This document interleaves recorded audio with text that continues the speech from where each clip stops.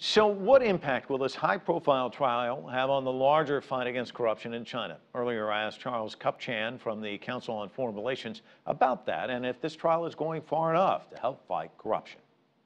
Well, I think there are two main threats to the stability, legitimacy of the Chinese leadership. Probably number one is the economy. Keeping it going, keeping it growing, decreasing the gaping inequality.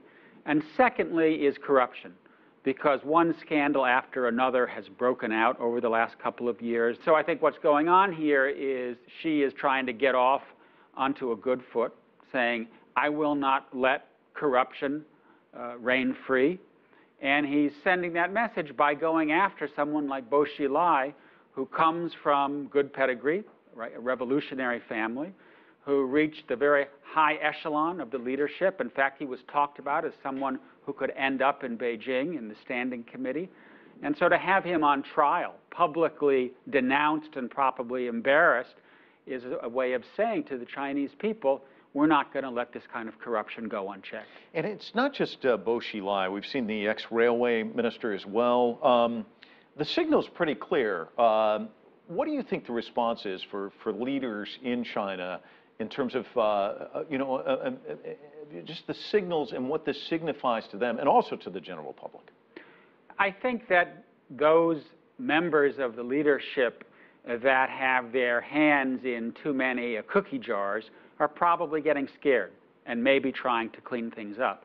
Because what happened after 1979 is the Communist Party and the business community became very closely interrelated. Businessmen became party members became businessmen, and that relationship was not carefully watched over.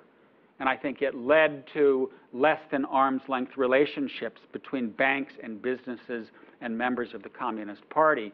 Now what's happening is they're trying to untangle that web and to try to make sure that those people who are in positions of power are not using that power in an abusive way to get rich. And then the other thing that's of interest here is there's a representative from Weibo, on Weibo, transmitting what's happening and this court proceeding.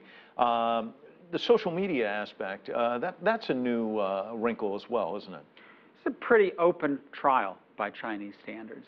You know, the press is not in the room reporting, the cameras aren't rolling, but we are getting tweets, we are getting the release of information through official channels about what's going on, about what Bo is saying, about what the accusations are.